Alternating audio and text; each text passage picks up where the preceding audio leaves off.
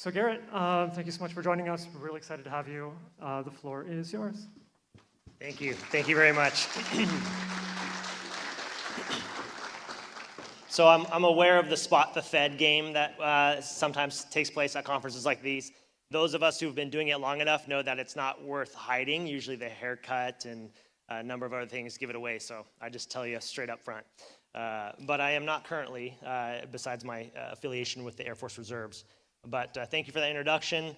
Now that you know who I am, let's just dig into it. Beware of InfoSec influencers.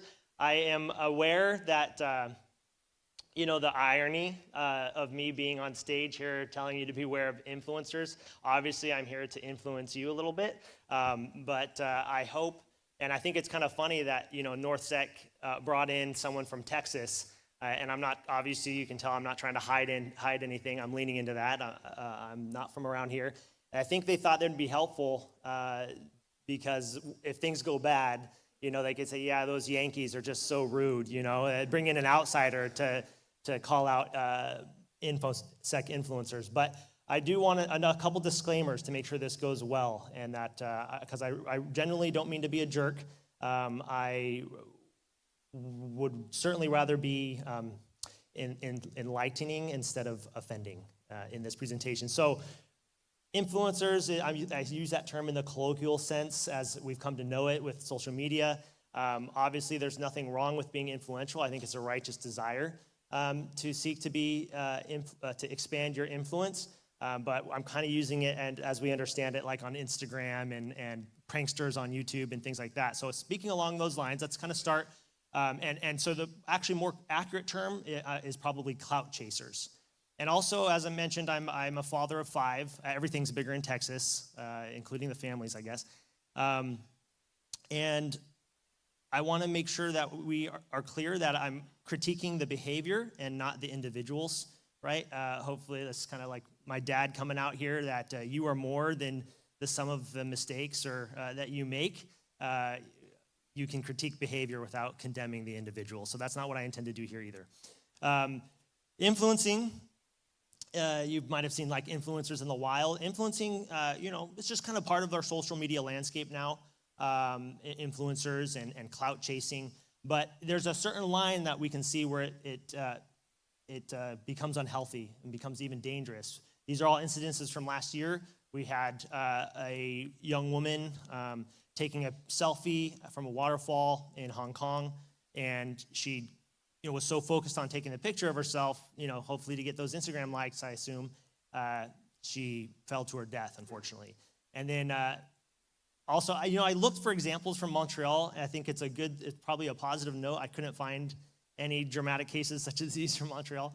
But this YouTuber, you might know this guy last year, was shot and nearly died because he was doing like a prank all up in this guy's face. And in the States, people carry guns. I know that's a little different here, but and so the guy was scared. He had multiple people around him. I'm not going to make my own commentary on whether or not it was an ethical shoot, but the shooter, I think it's something that's interesting is he was found not too long ago. He was found innocent, the shooter, and I think it probably had more to do with people being annoyed with influencers and YouTube pranksters, like kind of sympathizing, than with the legalities of whether or not it was a justified self-defense.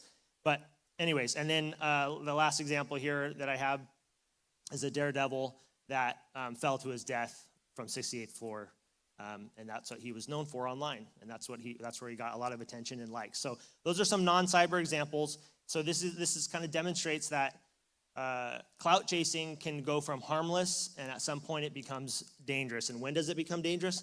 It becomes dangerous when clout is prioritized over like legitimate threats, things that you should be putting way above getting likes or attention. So it's kind of the gist of this presentation is that this is happening in the InfoSec community, in the professional world. And sometimes, it's easy to see it and recognize it when it's on Instagram and it's just individuals, but it's happening, in InfoSec. And I want to make a differentiation about the hype. I'm not a big fan of hype. We all kind of roll our eyes when it's done by vendors, but the difference with vendors is that it's expected. it's kind of more on that harmless end because we can all kind of poke fun on, it's, oh, we're not whitelisting, we're not blacklisting, it's AI secret sauce, like we can all kind of see the marketing and okay, yes, and roll our eyes because it's expected, but it becomes more insidious when it's done by individual practitioners or people who are not necessarily representing a product or service, but just kind of experts in the community. And I'm seeing that, and that's kind of what I'm generally talking about here. So how is it insidious? Like, why does it matter? Obviously, no one's going to get shot or fall off a cliff because they're what they post on LinkedIn or anything like that. But I believe it is insidious and that there is a risk to it because tolerable risk is a thing. These are a couple points that I think we need to understand as to why this isn't good in the community. And I point tolerable risk because I'm always kind of promoting a risk-based approach. In my practice in ICS and OT cybersecurity, sometimes I've seen firsthand damage that can be done when practitioners who are good at what they do and identifying vulnerabilities, they think of risk, or at least they present risk, as the sum of vulnerabilities, and it's much more nuanced than that. For those who don't know, just a kind of a refresher, make sure we're all on the same page. Cyber risk is when threat actors exploit one or more vulnerabilities to create an adverse impact. And there are multiplication signs in between those. So if you don't have one of those ingredients, if there's no impact, there's actually no risk. You might have had an incident, but it might not really represent a risk if there's no impact, adverse impact. So sometimes we forget that tolerable risk is a thing. And if we think that, and a lot of practitioners have an altruistic and righteous desire to bring risk down to zero. But the problem is when they don't remember the context that the decision makers, the people who hold the budget, the people you're trying to convince to improve cybersecurity that aren't cybersecurity professionals, they have other things outside of cybersecurity that they have to consider, that they have to prioritize.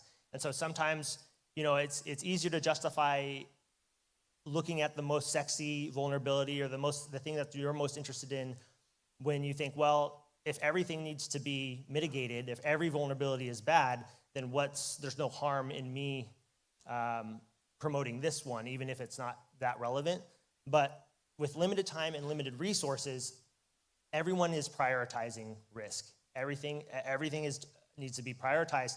And I think there's a subconscious assumption that what is being talked about the most or emphasized the most by practitioners, by the experts, are the most important things. And so I'll give you kind of a real world example, just a little insight. I did a penetration test on a train, and then I was brought in to kind of review and kind of help fix some of the problems that were created by a neighboring train line. And the main thing was there was multiple vulnerabilities found in their penetration test. They did a great job, but for whatever reason, it wasn't necessarily in the report. There were actually vulnerabilities that they were ranked as high, but it was 802.11w management frame protections, which is basically allows people to DOS a network. But that's why you don't use Wi-Fi for critical infrastructure. We don't use Wi-Fi for critical processes. But that was the main takeaway they got from the pen test, and it spun up because that's what they were most familiar with. That's what they understood the most, and that's what they kind of got from the experts when there were much more important things that they maybe should have been mitigating. So here's another, so we're gonna transition from individuals to organizations, but this is still a non-cyber example. Every time, I don't know if it happens very much in Montreal, but at least in the States, on Facebook, every time school comes around, you get these posts warning people, don't post anything personal about your kids on Facebook. That's not a bad piece of advice per se, but I noticed here that they all kind of said the same thing. It looks like there was a little copy pasta between the counties. I know it's pretty small, but like all three of these counties in different areas and state of the United States said, no matter your privacy settings or friends, they seem to hype up the threat that you're not, you could only have maybe 100 of your closest friends and family following you, it's still too dangerous. And I kind of thought, why are they hyping this up? It's true. If you know FBI crime statistics, it's true that actually most child abductions occur from people who know the family or the child. But how many of those child abductions are a result of people scouring, finding out where the kid goes to school and what their teacher's name is from a Facebook post, especially if it's private, if you have a privacy settings set well. So I think this was more, sometimes we see organizations like these police departments. By the way, I looked up a couple of them. I'm not familiar with these areas. One of them is like one of the top 3 most wealthiest counties in their state. So I don't think these are high. I don't think they're posting because it's like a really realistic threat. They're posting because these type of things is just something that gets attention and is talked about at the beginning of every school year. And I think it would be more useful and more helpful if they provided more accurate information, is because the risk here is that parents will come away with like a false sense of security. The same parents who are going, oh, they're seeing this and they're being influenced by this and they're going, okay, I'm not going to do this. I'm with my kid. But then they'll also post like a birthday shot, on the day of their kid's birthday, so they know exactly how. And they'll also post information that indicates, exactly where they're at, with the area in which they live. As we're going to have a talk on OSINT, as you guys should know, you take the kid's birthday and they're where they live, and you can probably find out what school they go. With a high likelihood, you'll know what school they go to, and what their grade they're in, what their class schedule. All that stuff is online.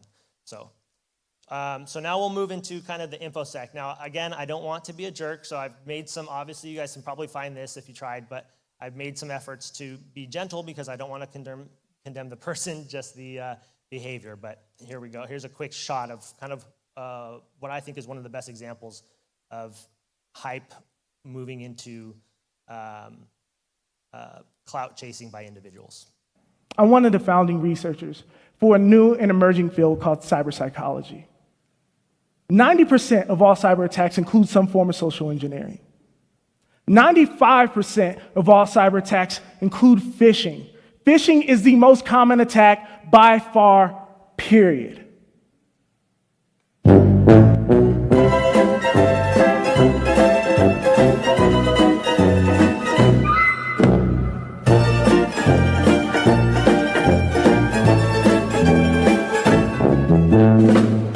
Phishing attacks are becoming more and more prevalent. 82% of attacks are started with the phishing email. This is not slowing down, it's only speeding up. 90% of all cyber attacks include some form of social engineering.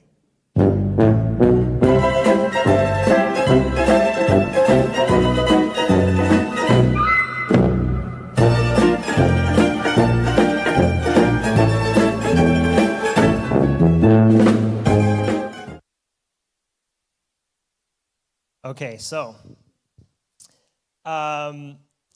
did anyone catch the really funny thing about the statistics of the first guy, the TED Talk? Shout it out. I like engagement a little bit. Let's mix it up a little bit. Let's have some fun. I see some nodding over here. Anyone want to shout out what was kind of very off about the first set of statistics? He gave 2 statistics. It's one about social engineering and one about phishing. Come on, shout it out.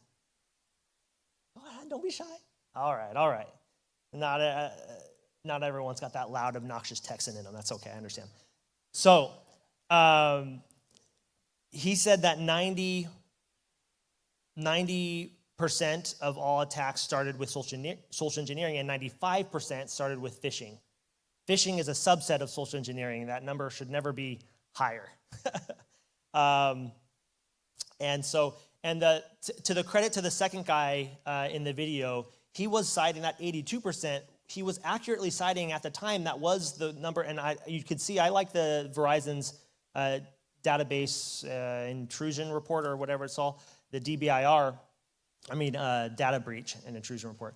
I think they do a great job at providing accurate and industry-wide information.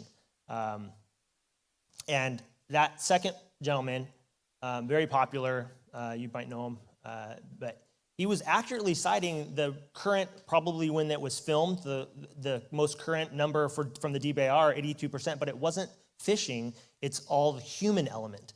And what's actually interesting in that report, as well as the most recent one that just came out, is that stolen credentials is included in the human element, and it actually dominates that category of activity. So I did some digging. I've been working on this topic. It's kind of been like a thorn in my side for the past 5 years.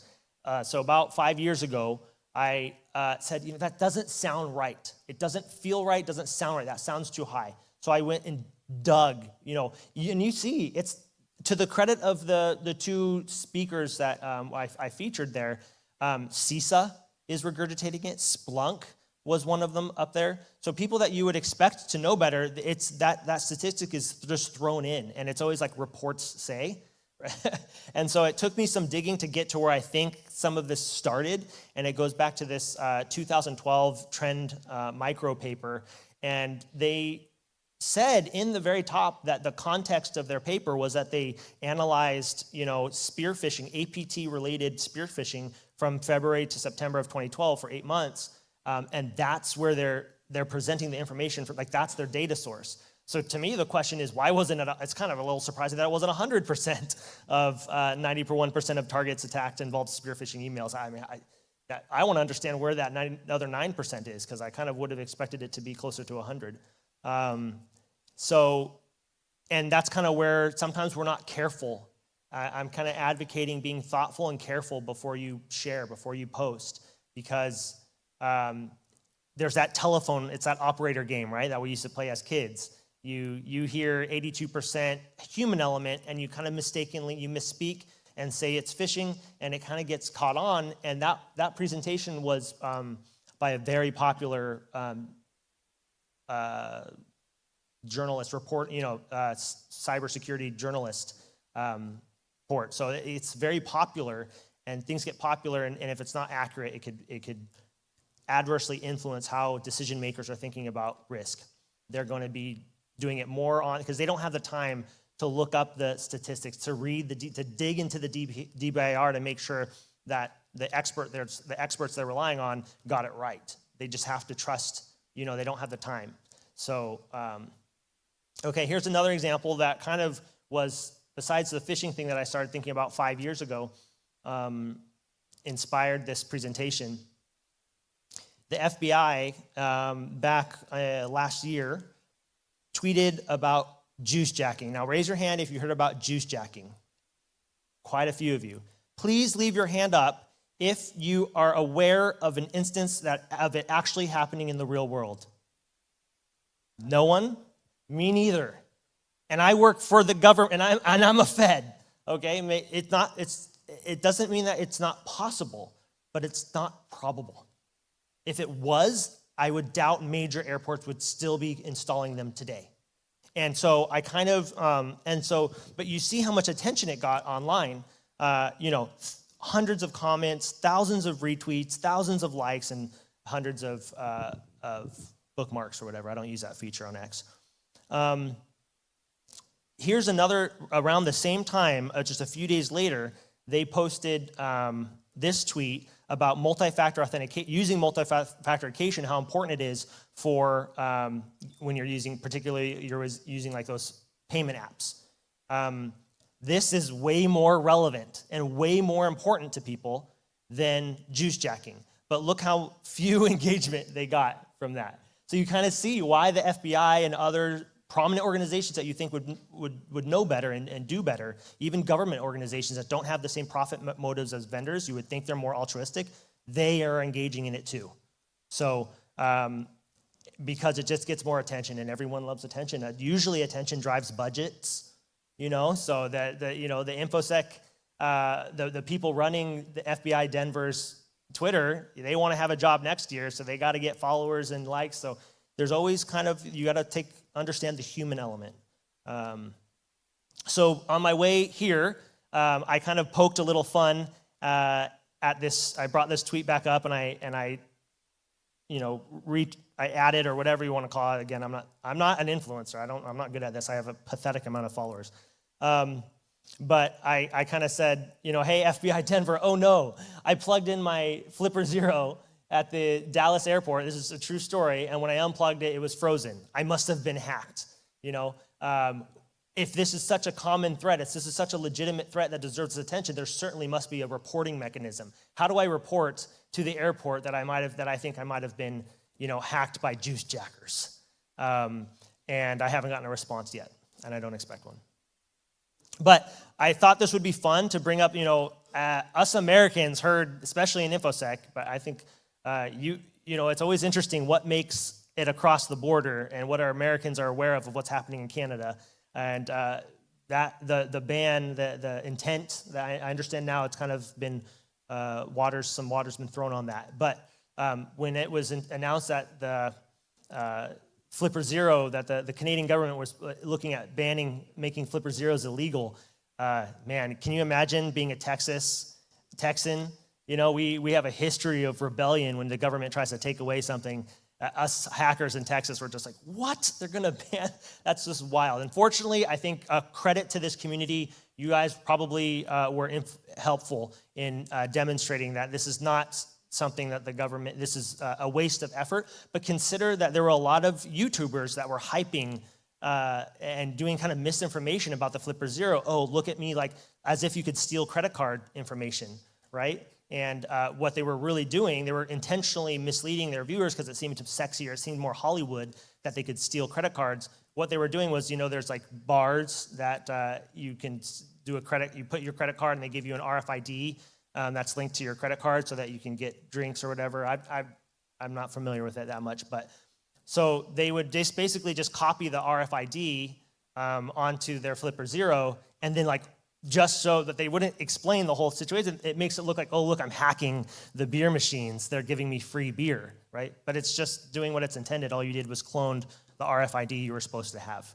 So is it possible that some of this hype, this unrealistic and this hype that isn't clout chasing, that wasn't tied to reality, contributed to the Flipper Zero getting the attention of decision makers in the Canadian government? It may have been. I'm running out of time here. This is the kind of the origins. I traced it. It goes back to, again, this isn't because it actually happened. It started back in 2011. It was a DEF CON kind of demo. They had a stand at a conference like this at DEF CON. They had a stand that said, a power charging stand with a sign that said, beware, this potentially could give you malware, and to see how many people still plugged in. So it's just kind of an interesting kind of proof of concept. So it was talked about in 2011. The Federal Communications Commission in the United States kind of brought it up, and then it was brought up by, I think, the Los Angeles Justice Department or whatever. And then, so it just kind of grows legs. There's actually no real connection to reality, it being a practical threat. So here's my last example. I tried to protect his identity, but this guy has 35,000 followers on LinkedIn. How many of them are purchased? I don't know. You can purchase 10,000 for about $450 Canadian if you're curious. But here is something that he shared after the Scott Key Bridge in Maryland collapsed. I was really frustrated, particularly because I'm one of the few people that have done a vulnerability assessment on board a cargo ship. And I saw all these people, oh, was it hacking? I'm like, most certainly it wasn't. Yes, it could be possible, but there's so many other things, so many more derailments and power outages are caused by non-cyber things. But of course, when you're a hammer, everything looks like a nail, right? So, but he loves to use the language, it's a digital, this is a warning about a terrorist attack and a digital 9/11 on the sea, similar to the FAA airspace closure and later F-35 downing. So basically, he seems to be suggesting that an aerial version of cyber 9/11, digital 9/11, had already happened when the FAA was closed. Because if you don't know, the reason why it went down, their NOTAM system went down. Notice to It used to be airmen. I used to be an airborne linguist, so I'm sorry. They made it more politically correct, but it was notice to airmen. Important information for air crew. Went down because a couple contractors deleted like files that they weren't supposed to delete. They were trying to clean stuff up, and that's why it went down. F-35, I had no idea where he's getting that from. It was an incident. Airborne incidents happen, an F-35 crashed. But then he talks about how he's sending reports to really important people. I don't know who J3HQ is. If you do, I think he might be meaning JFHQ, Joint Force Headquarters, but there's multiple. There's JFHQ Cyber, JFHQ Doden. I don't really know who he's referring to, but he says he has evidence, and he's sending them to these really important people. Well, he also shares his evidence. He comes with receipts. So here he's tying the FAA incident that we talked about, the SolarWinds breach, which was a supply chain incident. They implanted Stardust, I think was the name of the malware, into Orion, and then it got shared to all their customers. The bridge collapse in Maryland, which if you don't know was, they're still investigating it, mostly likely tied to outages that they experienced just before it hit the bridge. There's electrical issues, power outages. The F-35, and then what else? The ransomware of the United Healthcare. All of these are incidents. He's basically suggesting all these stem from DNS. and here's the receipts that he's showing. This is from a tool called DNS Viz. Now, originally he was using Mozilla's Observatory, but I think someone must have clued him in that it's checking things for like HTTP redirect and strict enforcement of transport security and things like that. And I think someone must have clued him in. It doesn't say anything about DNS, so he stopped using that as his receipts. But clearly, because Lockheed Martin's website isn't implementing DNS security as well as it could have, is not why the F-35 went down. It's not why their Maersk's website DNS security had nothing to do with the cargo ship running into a bridge, okay? So this is an extreme example, but hopefully it gives you, and that's why I was willing to pick on them, because it's just over the top ridiculous. And then here's the real causes. Again, I'm short on, I don't want to go. So why is this important? Therefore what? What can we do about it? I always think it's important. It's not just to rant about something. What are our action items? What can we do about it? First of all, identify clout chasing. Think critically, read thoughtfully, find take the time. The problem is there's no easy solution to this, because we're kind of becoming more of a headline reading, meme consuming generation. We need to take the time to read more thoughtfully, look for evidence, especially if something just feels a little off. Think 95%, phishing, that seems too high. Do not feed the clout chasers. So don't kind of reward them. Don't try. Once you identify it, don't engage and promote. And then promote thoughtful, risk-based content. And some people would say, well, I'm not. That's what LinkedIn is garbage. That's your problem. Twitter or this place or that place or X, and that's where the smart people are. But the problem is that we don't want to just be talking to ourselves. We want to go out and reach the decision makers and influence the executives that are kind of doing, hold the coin purses. So I would encourage us to kind of go outside our little bubbles of Infosec, so on places like LinkedIn, to be better influence, to be a positive influence. So I'm going to lead by example.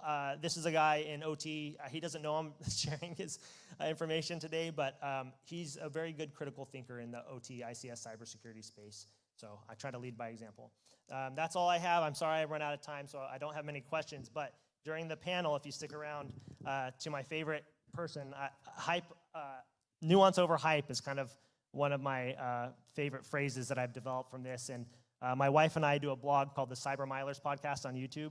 So I'll give away this shirt to my favorite during the panel. Thank you very much.